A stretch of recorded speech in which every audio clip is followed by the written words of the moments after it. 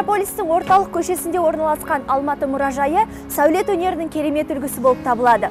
Тарихи ғимараттағы өлкетану мұражайының жобасы 1892 жылы француз архитекторы Поль Гурденің бастауымен құрылған. Поль Гурде 1846 жылы 8 қаңтарда Бургуниядағы Канналар қалашығында дүниеге келген. Императорлық Шалон Марын кәсіптер мен өнерлер мектебін тамамдап, азаматтық құрылыс жөніндегі инженерлік білімін алған соң Франциядан кеткен. Оның Франциядан не себепті кеткені бізге әлі күнге беймәлім болып отыр.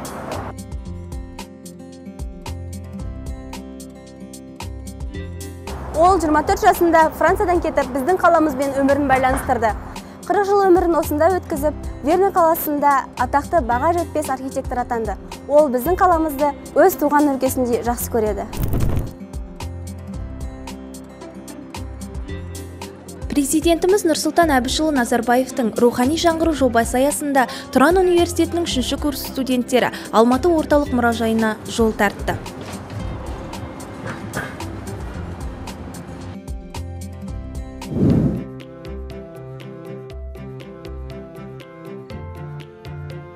Мұражай тарихи ғылыми дерек ретіндегі ескерткіштерді, өнер туындыларын, мәдениет құндылықтарды, тағы басқа мұраларды сақтап, жинақтап, ғылыми танымды қызмет ретінде көрсететін мекеме.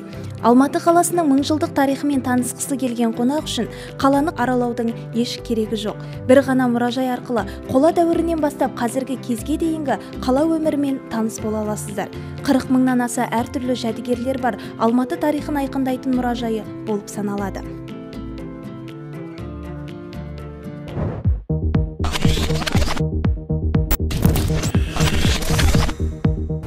Бұл қазақстандық байкер Дмитрий Петрухиннің мотоциклі. Осы байк жайлы айтып кетсеңіз.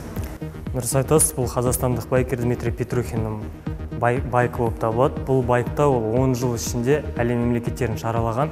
Көріп тұрғаныңыздай, мына жақта 100 мемлекеттен астам мемлекеттердің жапсырмалары жабыстырылып тұр. Осы байкты ол 2017 жылы біздің музейге сыйлыққа берді. Бүгінде ол Алматы қаласының жергілікті мәжілісінің депутаты болып табылады. Бірнеше рет мемлекет президенті Нұрсұлтан Әбішұлы Назарбаевтан алғыс сөздерін естіген кісі болып табылады. Мұражай 11 залға бөлінген. Мұнда тек тарихи заттарды ғана емес, жаңа технологиялар арқылы жәдігерлерді 3D голограммамен көруге болады. Мұражайға кірген беттен ақ алма бейнесі бейнеленген аркалы бөлікті бірден байқауға болады. Бұл қала бейнесін айқын көрсетеді. Алматы мен Алмалы атауларының бірегей негізі бар екенінің көркем дәлелі. Бір ғана Алматы мұражайы арқылы бірнеше жылға артқа шегініп, сол жылдағы ерекше дүниелерді көруге болады. Ескі ыдыс-аяқ, теңгелер мен музыкалық аспаптар көздің жауын алады.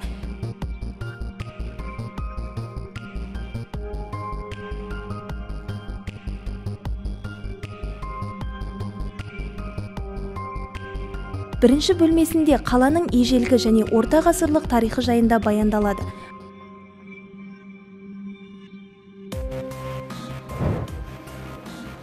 Алматы аумағындағы алғашқы қоныстар біздің заманымыздан бұрын 14-12 ғасырларда пайда болған. Өңірдегі өмір сипаты бірде өшіп, енді бірде қайта жанданып жатты десек те болады. Сол замандағы сауда, мәдениет, қолөнер туындылары осы залда әдемі көрініс тапқан.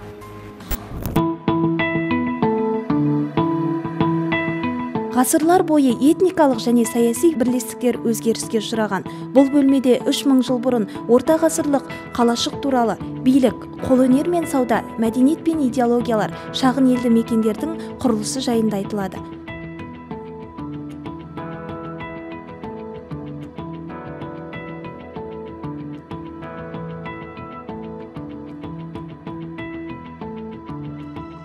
Оныншы 14-ші ғасырлар арасындағы орта ғасырлық тұрғын үйдің ішкі көрінісі дәл осындай болған.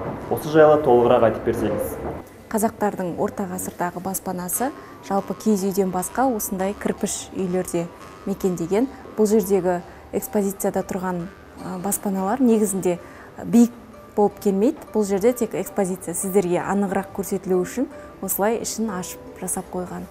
Бұл үйлер негізі күйдірілмеген кірпіштен жасалынады және 7-8 бөлмеден тұратын болған. Бәріңізге белгілі, біздің ата-бабаларымыз отбасында 10 шақты баласы болған деген сияқты. Сол үшін де осылай көп бөлмелі етіп жасалған, және бүкіл үйді жылытып тұратын осындай қам пештер деп аталады. Осындай пешпен жылытылған үйлер. Мына жерде диірмен тастарына назар аударсаңыздар, жаңа қола дәуірінде көрдіңіздер ғой, бұл тастар дәніккіштер деп аталатын, кейіннен орта ғасырда осындай диірмен тастарына айналды. Бұдан бәріңізге белгілі бидай ұн алады, бидайдан. Және біздің ата-бабаларымыз, қазіргі ғалымдарымыздың айтуынша, осындай керамика бұйымдардың ішінде су, сұйықтық бұйымдары бұзылмай сақталады, май деген сияқты. Сол үшін де осындай керамикадан құмыралар жасалған, құмыралар көптеп кездеседі біздің жерімізде. Мұндай үйлер қазіргі біздің қазақ қоғамында өте көп сақталмаған. Ол қазіргі Орта Азиядағы қалаларға барсаңыздар көп кездеседі осындай үйлер. Бірақ ауылдағы үйлердің құрылысы негізінде осындай кірпіштен жасалады, және үстін қамыспен жабады төбесін. Үйдің терезелері көптеген үйлерде төбесінен жабылған, және мынандай қабырғасында тұрған терезелер орта ғасырда барлық үйде болған. Және көбіне біз осылай айтамыз, Венецияда 13 ғасырда пайда болған әйнек өндірісі, ал бізде 9 ғасырда да кездеседі осындай қалаларда табылған әйнектер. Бұл 10-14 ғасыр аралығындағы аула көрінісі. Аулада құмыра мен диірмен орналасса, ал шекараның сыртқы бөлігінде балбал орналасқан. Жібек жолы бойымен керуендердің өтіп жатқанын байқауымызға болады. Іле аңғарындағы Алматы, Қастек, Талғар сынды қалашықтардың археологиялық материалдары бойынша жаңғырту болып табылады. Келесі орта ғасырдағы қазақ халқының этнографиясына және қазақ хандығының құрылуына арналған залдан сол заманның көне туындыларын кездестіруге болады.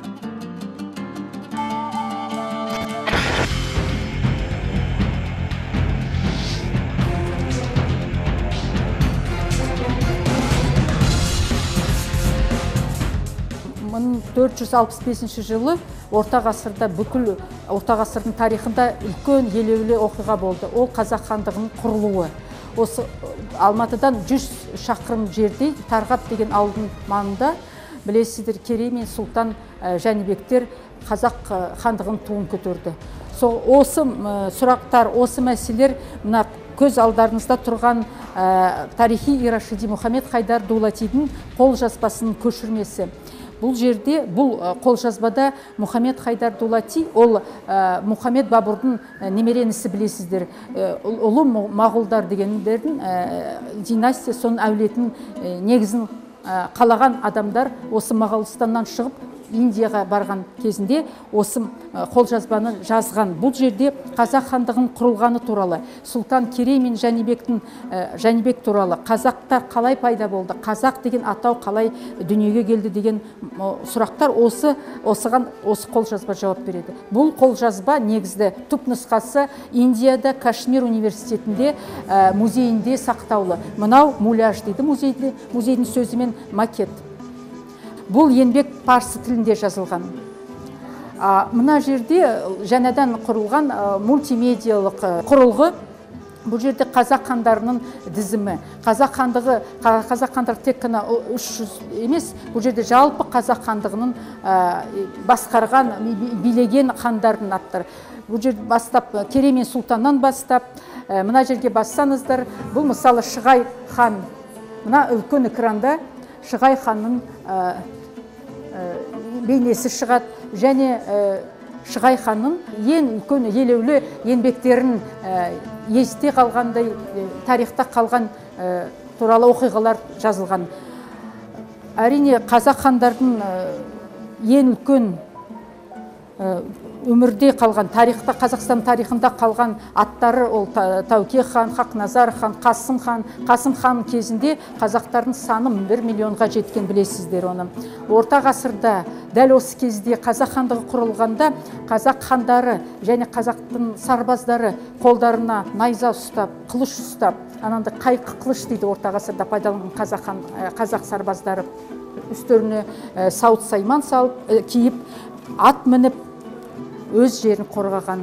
Талай қазақтың ханы кәдімгі қатардағы жауынгер сияқты қаза болған. Ол оны ұмытпау керек, және ол осы хандардың еңбегі, солардың өмірін қиған. қазақ сарбаздары қиғанның арқасында біздің қазақ жері Қазақстан сонда үлкен көлемде дүние жүзіне белгілі болып, қазіргі заманға заманауи ел болып отырмыз.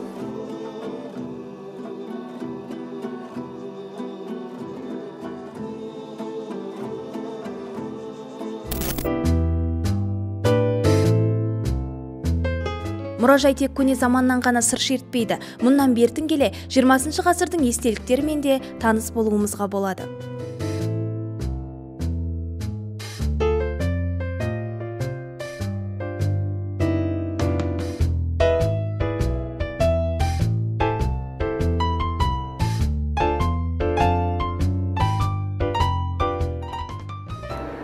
Жалпы қарап отырсам, мына залдың атмосферасы өте тамаша екен, адамға ерекше әсер сыйлайды.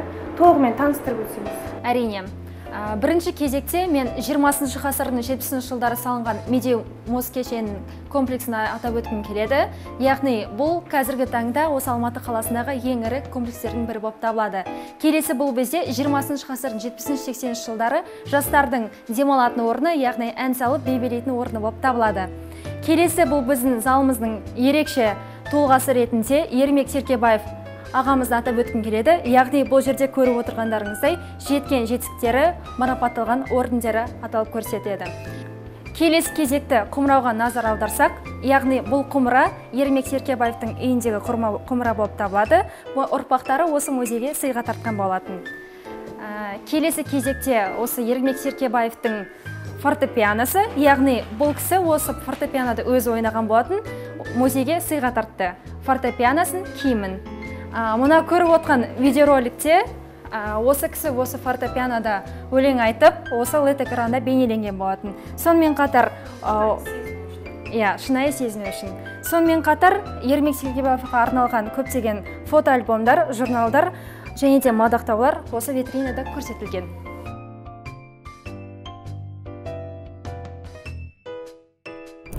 Бүгін бізге тарихтан сыр шертіп керемет әсер қалдырған Алматы музейі күннен күнге қарқындап дамып келе жатыр.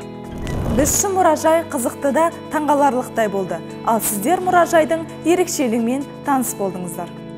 Бүгін біз тарихқа көз жүгіртіп, мегаполисіміз жайлы аз да болса ақпараттар алдық. Мұражай ғылымның, білімнің, мәдениеттің қалыптасуына ықпал ететін ғылыми мекеме ретінде өскелең ұрпақтың тәрбиесіне, тарихи санасының қалыптасуына ықпал етеді. Бұл музейге барайық жобасы және сіздермен бірге болған Тұран университеті журналистика мамандығының студенттері.